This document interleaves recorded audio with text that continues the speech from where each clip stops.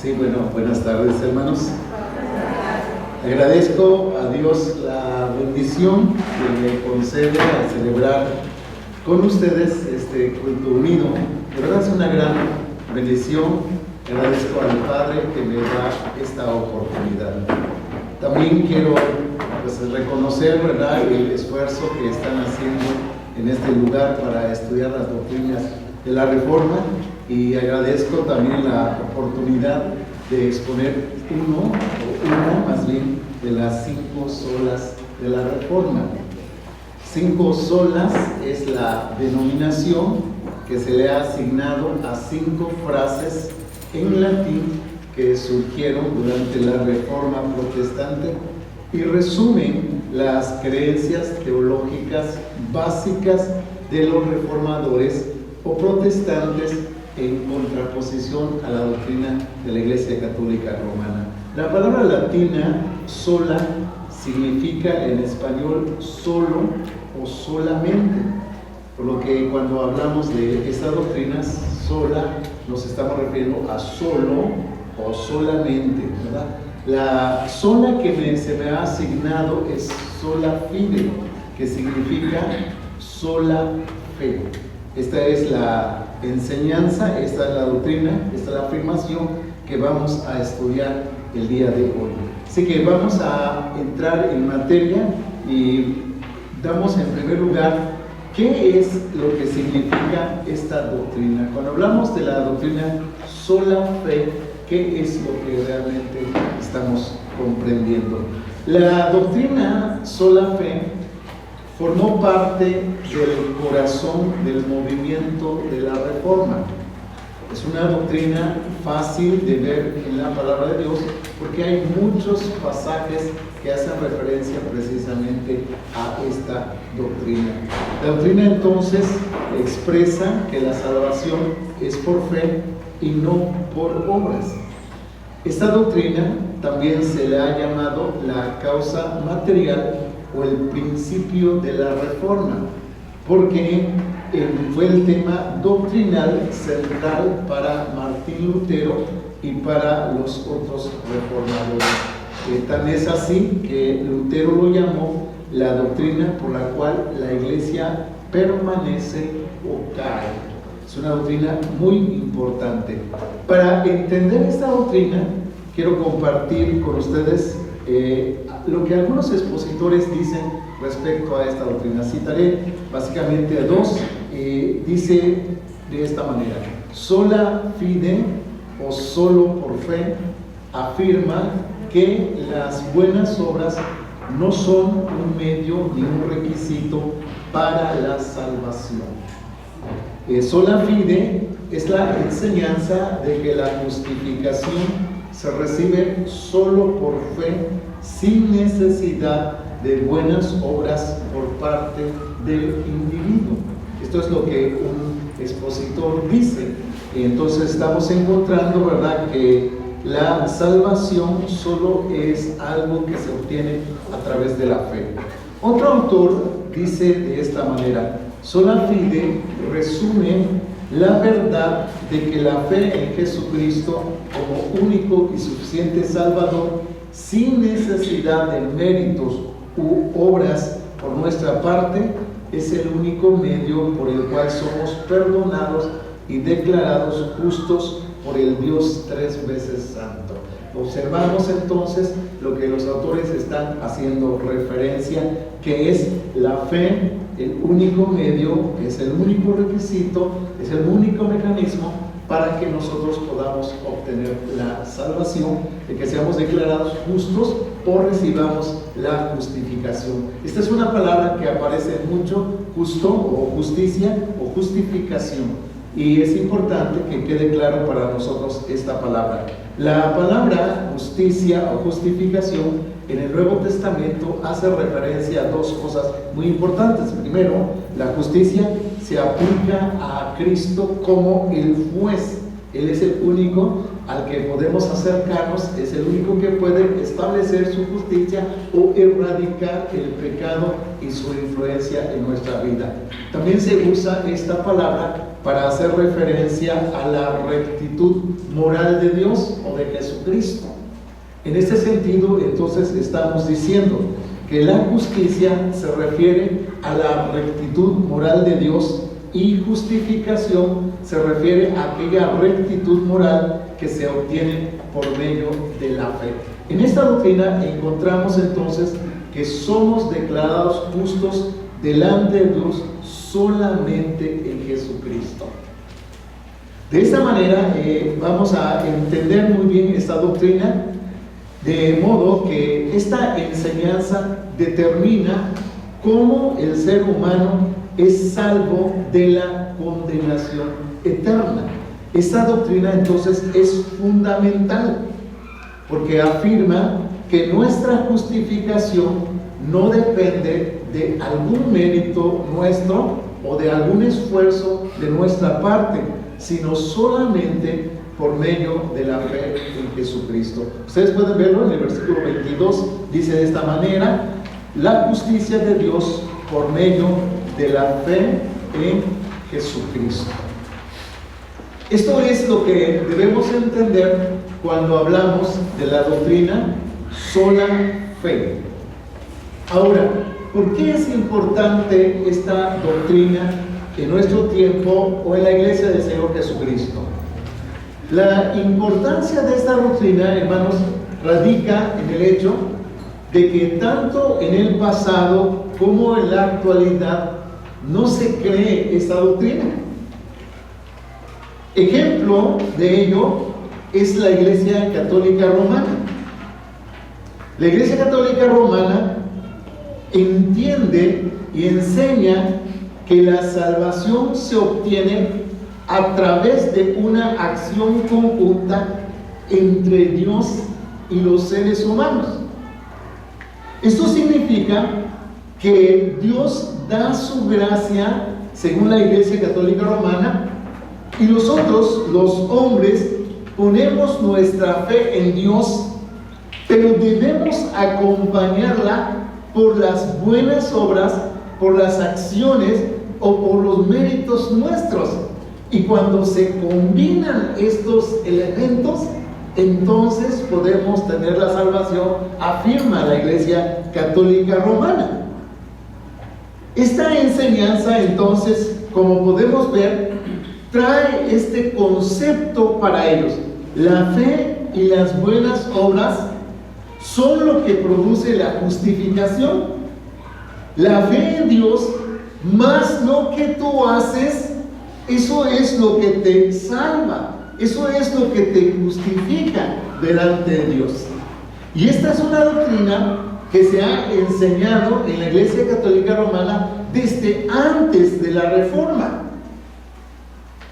Ahora, esto mismo se puede ver en todas las religiones del mundo. Se necesita hacer algo para que puedas recibir el favor o la bendición o el cuidado o el amor de tu Dios, cualquiera que sea. ¿Cómo se llame tu Dios? Necesitas tú realizar alguna acción, porque de lo contrario no vas a encontrar esa bendición. Por eso encontramos, hermanos, en nuestra cultura la práctica. La gente insiste mucho. Usted le habla de Jesús. Sí, está bien, yo creo en Jesús, pero necesito hacer algo. Necesito acompañarlo de algo. De lo contrario, no voy a encontrar esa justificación de Dios, no voy a encontrar esa salvación que Dios me está ofreciendo.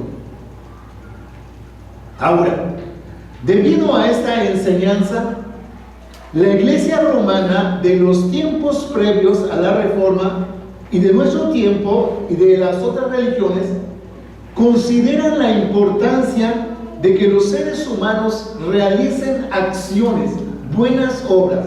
Ustedes pueden, hermanos, observarlo en la práctica en nuestro tiempo. Basta con hacer una pequeña observación y vas a observar cómo las personas realizan. Recientemente en Guadalajara se llevó a cabo la procesión de la Virgen de Zapopan. Entonces, ¿qué hacen las personas? Van, hacen una procesión de varios kilómetros, llevan objetos, promesas, mandas, se sacrifican desde cierta distancia, se ponen de rodillas y van avanzando para concluir de esa manera la procesión. Y van desde la noche anterior y están allí con su familia, están allí realizando acciones para que la Virgen pueda darles algún beneficio.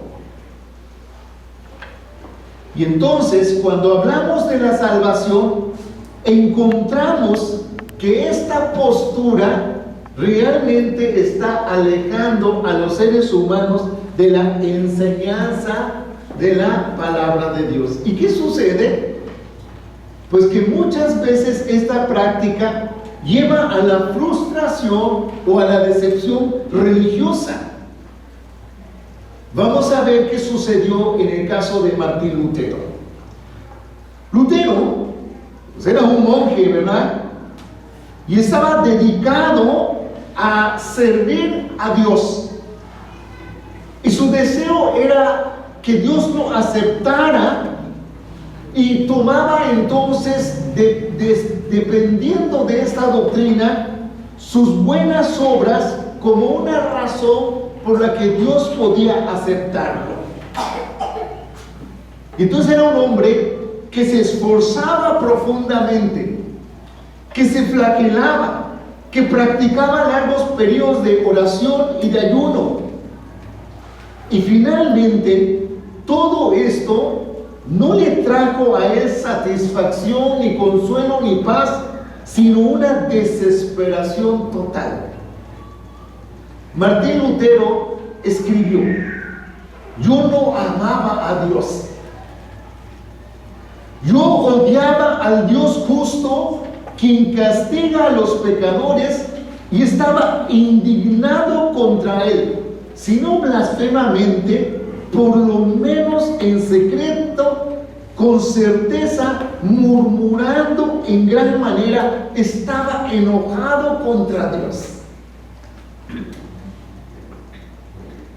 Lo que más atormentaba a Martín Lutero era que, a pesar de ser un monje impecable, no encontraba la paz para su alma, y esto lo llevaba a confesarse constantemente. Y Lutero describió este periodo de su vida como de una gran desesperación. Él dijo que había perdido el contacto con el Cristo Salvador y Consolador de su vida, quien se había convertido para él en un carcelero y torturador de su alma. ¿Pueden ustedes imaginar a un hombre que está haciendo todo, pero a un hombre que sentía que Dios no estaba satisfecho con él? Por más que se esforzaba, por más que hacía las cosas, todas las prácticas lo estaban llevando a una frustración en su vida espiritual. Sin embargo, cuando se comprende esta doctrina, se suscita un cambio en la vida del creyente en su relación con Dios. Y esto es precisamente lo que sucedió con Martín Lutero. En 1516, mientras Lutero enseñaba el libro de Romanos, llegó a comprender la esencia del Evangelio, el mensaje de las buenas nuevas, y entendió realmente lo que Dios había revelado cuando escribió: el justo por la fe vivirá. Ese entendimiento llevó a Martín Lutero a experimentar un nuevo nacimiento.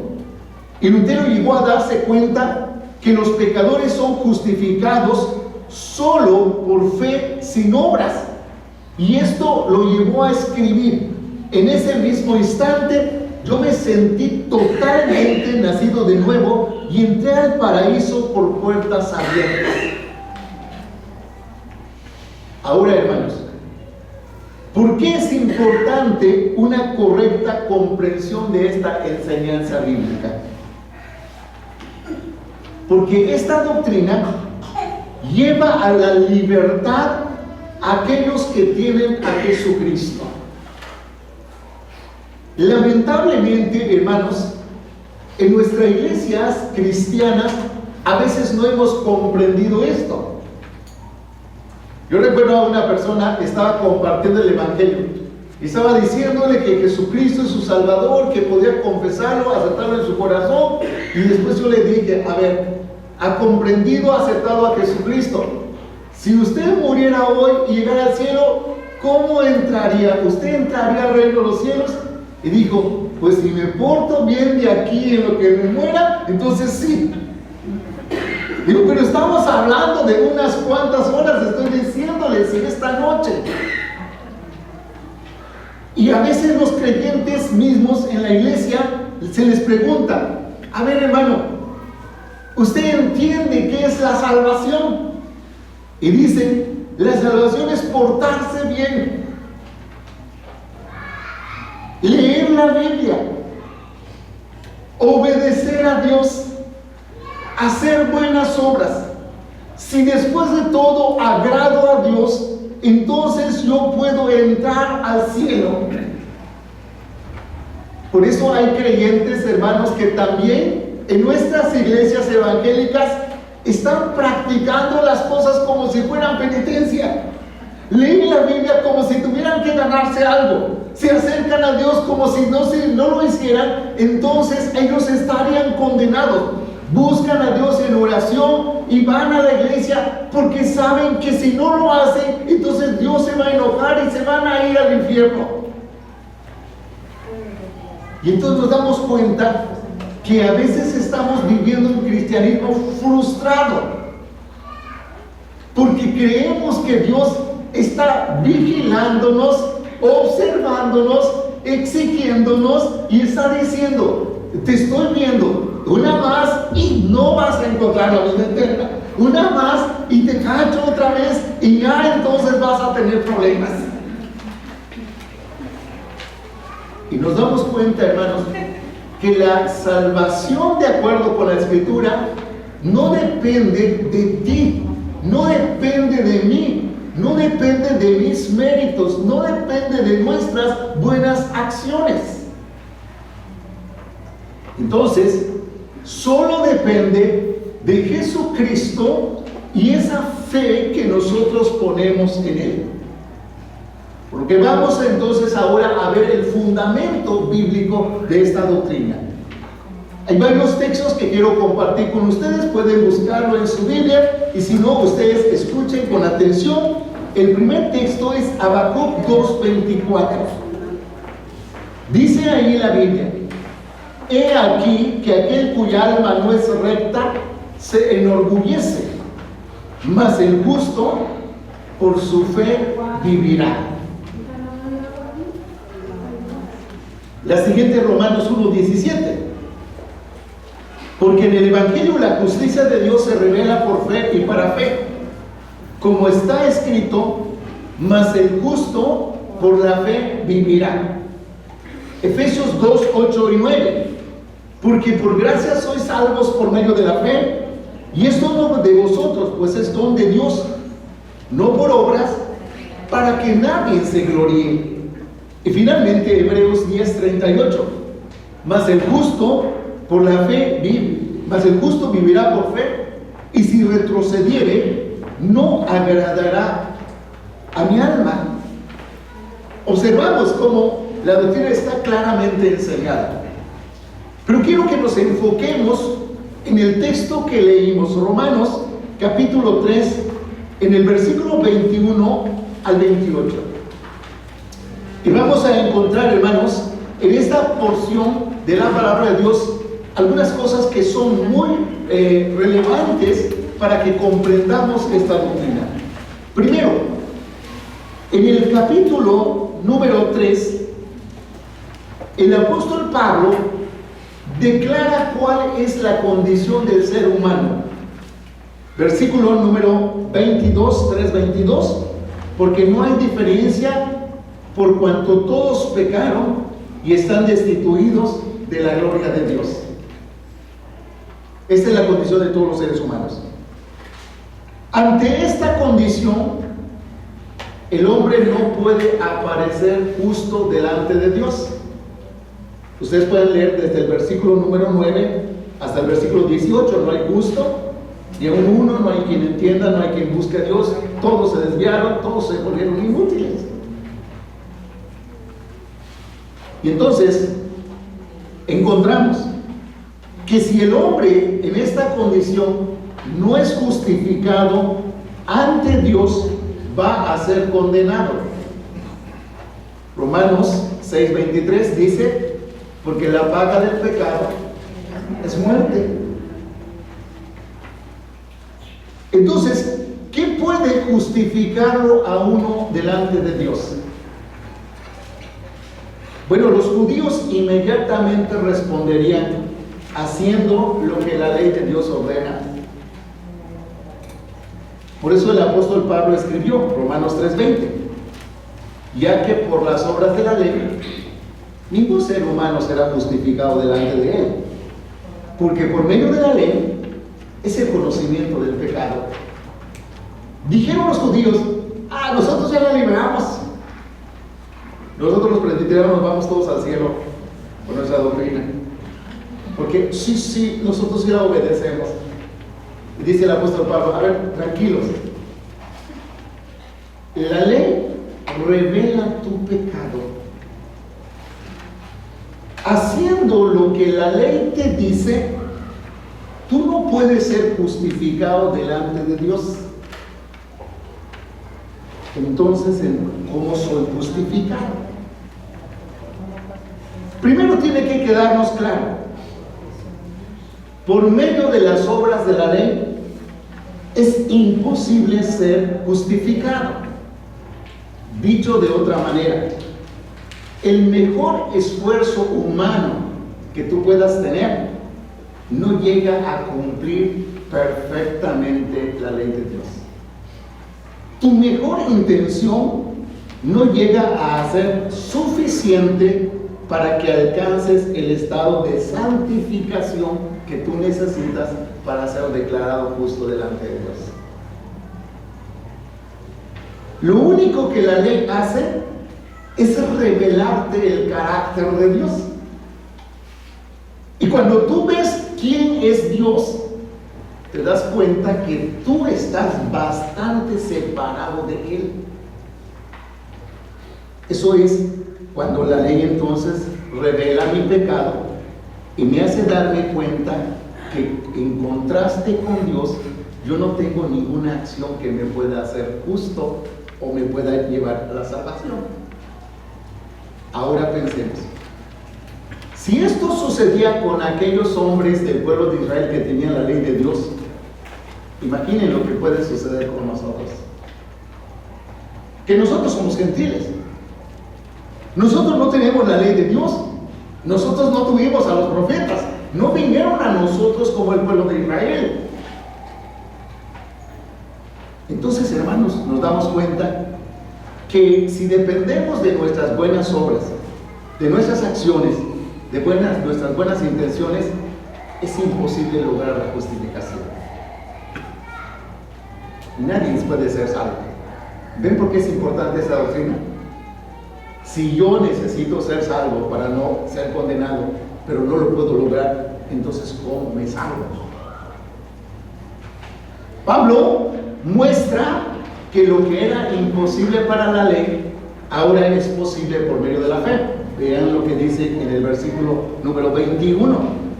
Estamos en Romanos capítulo 3, versículo 21. Pero ahora, aparte de la ley, se ha manifestado la justicia de Dios testificada por la ley y por los profetas. La justicia de Dios por medio de la fe en Jesucristo para todos los que creen en Él, porque no hay diferencia.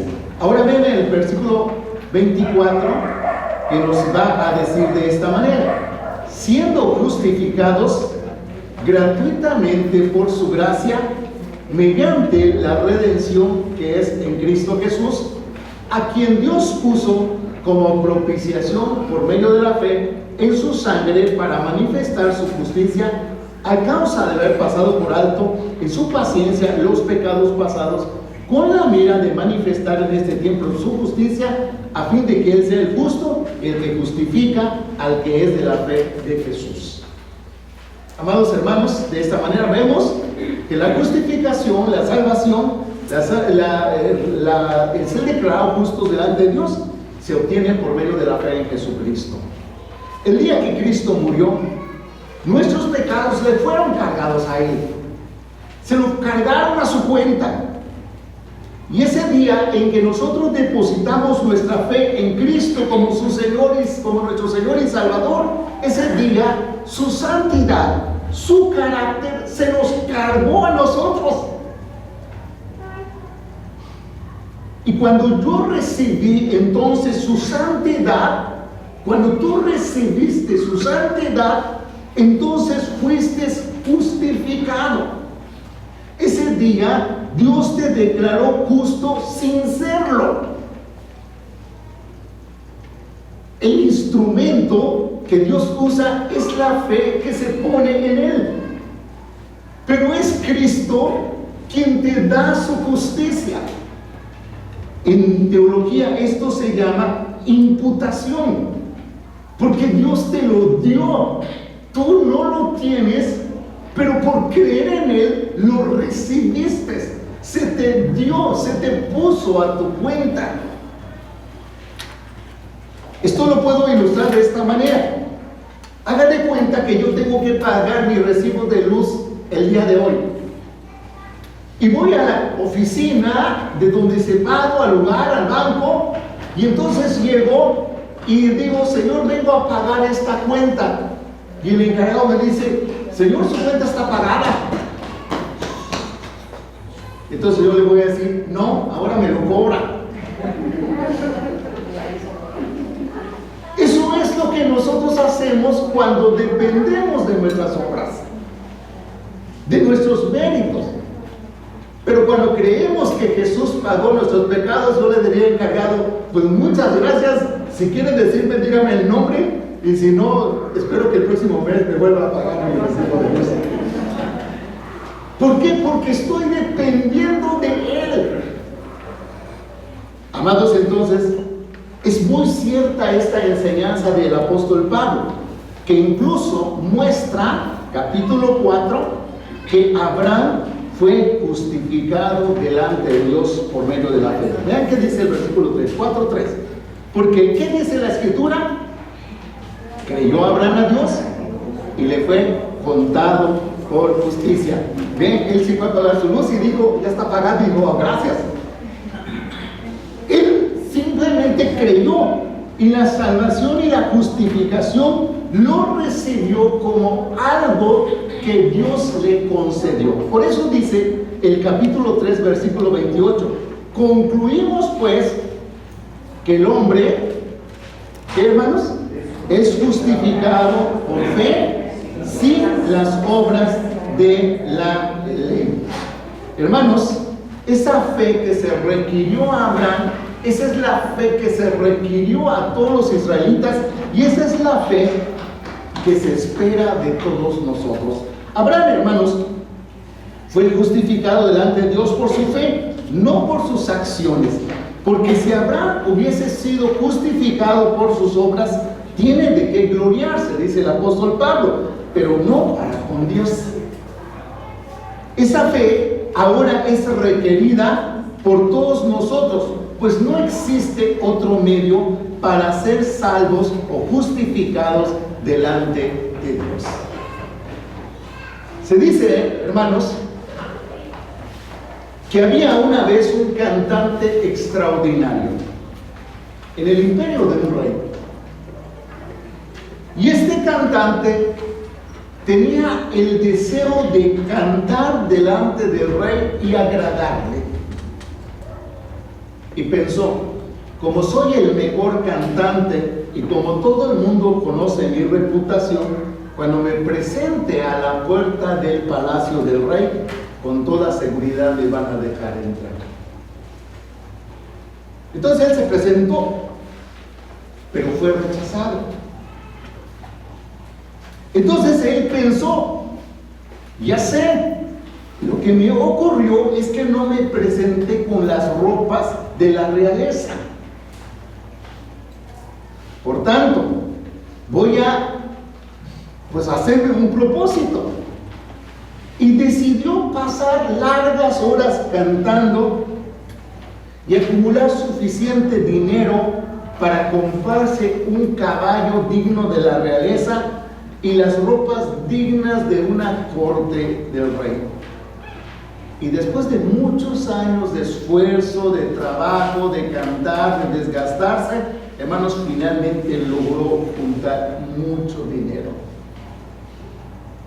Así que fue y se compró las mejores ropas, se compró el mejor caballo, y entonces se vistió de gala y montó en su caballo, decidido para estar ante el rey y asombrarlo con su canto. Pero sucedió, hermanos, que mientras él se dirigía al castillo, casi a punto de llegar, este famoso cantante se cayó de su caballo y se ensució su ropa y su caballo se llenó de lodo. Y él comenzó a llorar y dijo, si la primera vez no fui aceptado, fui rechazado, pues ahora con más razón. Cuando iba de regreso a su casa, él iba llorando, lamentándose lo que había sucedido. Se encontró con el príncipe, con el hijo del rey, y le preguntó, ¿qué te pasa? ¿Por qué lloras? Y el cantante le explicó todo lo que yo ya les había dicho. Entonces el príncipe, pues decide prestarle su capa, y le dice, ponte mi capa que va a cubrir tu ropa sucia, pero además los soldados de mi padre saben a quién pertenece esta capa. Así que cuando ellos te vean de lejos, pues van a reconocer la capa y te van a abrir la puerta y te van a llevar a la presencia de mi padre. El cantante, hermanos, tomó la capa, se la puso, y cuando llegó a la puerta del palacio, los soldados lo reconocieron efectivamente por la capa. Y debido a esto, decidieron llevar al cantante hasta la presencia del rey. Y entonces pudo agradar al rey, pudo cantar delante del rey. Y él pudo hacerlo, hermanos, porque el príncipe le había prestado su capa. Este cantante llegó ante el rey no porque estaba limpio, sino porque la capa del príncipe cubría su ropa sucia. Entendemos que es salvación profética. La doctrina, hermanos, solo fe, explica precisamente esto. No llegamos limpios delante de Dios por nuestras propias acciones, sino sucios aun cuando intentáramos las mejores acciones, pero cubiertos con la sangre de Cristo que cubre nuestros pecados. Y por medio de esa fe, entonces ahora tenemos entrada al Padre. Se nos permite una nueva relación con Dios y ahora tenemos la certeza de disfrutar de la vida eterna. Y así es, hermanos, como debemos permanecer, con esa justicia de Cristo, poniendo nuestra fe, que eso es precisamente lo que nos reconcilia con el Padre. Eso es solo fe. Así que la invitación, hermanos, en este día es a poner los ojos en Jesús, el autor y consumador de la fe. Que el Señor, hermanos, los bendiga.